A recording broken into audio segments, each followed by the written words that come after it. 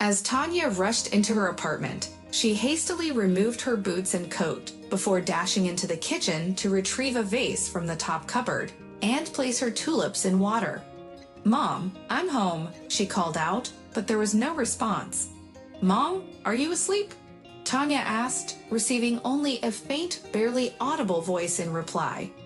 Her mother was sick and complaining about her daughter walking around when she had both sugar and blood pressure problems. "It's only 9:30 at night, Mom," Tonya said, trying to reason with her. "We were at the cafe with my colleagues. Tomorrow is March 8th, don't you remember? I'll be 37 years old in a month, and you're scolding me like a child who stayed out all night." "You are a child," her mother retorted, suddenly raising her voice.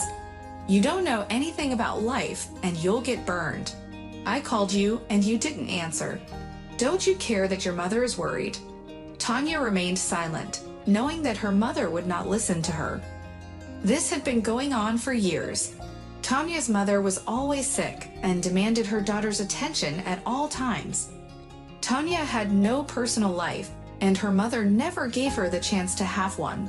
Even though she lamented about Tonya being lonely without a husband or children, she never allowed her to pursue relationships or other interests. Tonya had received 19 phone calls from her mother that evening and had answered 10 of them. During the last conversation, Tonya informed her mother that she was taking a cab with the number ***** and heading home, which was 20 minutes ago. However, her mother had called her 4 more times during that time, but Tonya didn't notice as she had flowers in her hands, and her phone was in the inside pocket of her purse, which was in the back seat. Tonya tried to explain this to her mother, hoping for her understanding and forgiveness, but instead, it only seemed to make her mother angrier. "You were out having fun, forgetting about your sick mother. I needed my pills," her mother exclaimed.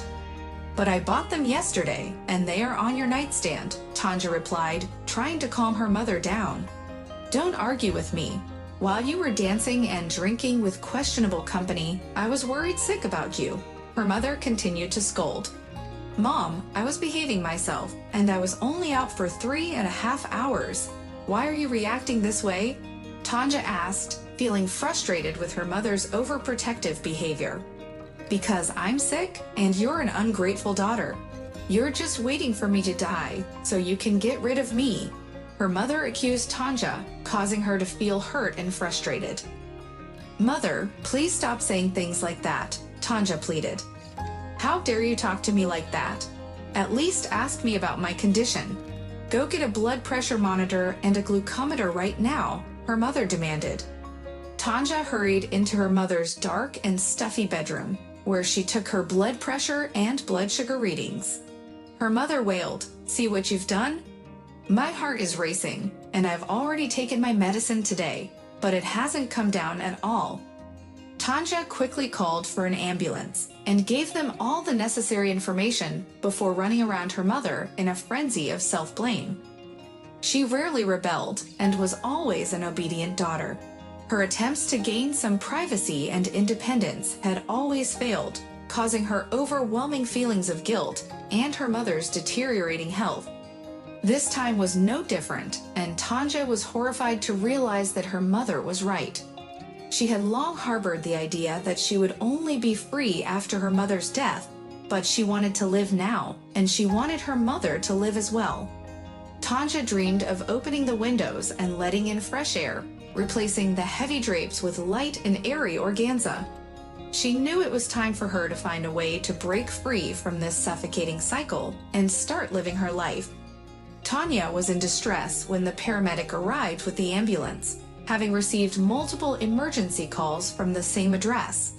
Gennady, the paramedic, felt sorry for her, but he knew that her mother was exaggerating her illness.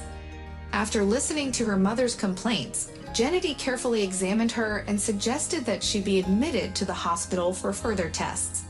He hoped that at least Tonya would get some rest during the holiday, but her mother refused to be hospitalized and instead received a shot for her blood pressure. Gennady was interested in Tonya, so he asked for her phone number under the pretext of wanting to check on the patient's condition.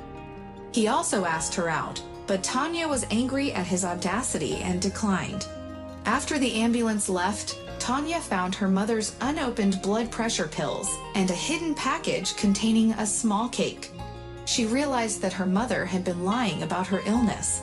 Tonya was aware that measuring blood sugar after a meal, especially a sweet one, would show higher readings, which is why she was skeptical of her mother's claim that she had not eaten anything. Her mother had also lied to her and the doctors about her blood pressure not going down, which only added to Tonya's frustration. "Why did you eat the cake, Mom? Why did you lie to me and the doctors about my blood pressure not going down?" Tonya asked wearily as she entered the room with her mother. Instead of apologizing, her mother became defensive and accused Tonya of going through her things and counting the pieces in her mouth. Tonya silently got dressed, took her phone and keys, and left the house. As she wandered the streets lost in thought, her phone rang incessantly, but for the first time in years, she didn't feel guilty about not picking up. An hour later, Tonya returned home and went straight to the kitchen to put the forgotten tulips in water. Her mother met her in the hallway, still clutching her head and heart, and continued to hurl accusations at her daughter. However, it was as if Tonya didn't hear a word of it. Her mind was elsewhere. "That's enough. You can die if you want to, and I want to live. I do, and I will," said. As if she had cut it off, Tonya went to bed. And in the morning, Gennady called, and Tonya, without asking permission, but only after informing her mother and dryly congratulating her on the holiday, went out on a date. She still shuddered and glanced at the phone out of habit, but it was silent. Asterisk, asterisk, asterisk. "Natalia Grigorievna, will you be able to sit with Valyusha on Friday evening? There's a new play at the theater. We've wanted to go for so long, and now my day off conveniently falls on the right day. Of course, Janashka, go. You and Tonechka need to unwind, and I miss my granddaughter already. Bring her to me. I'll move the pool to Thursday." "Great, thank you. And after the show, we'll get some cake and come to you." "No cake, Jana. I don't like them. Buy some custard cakes instead."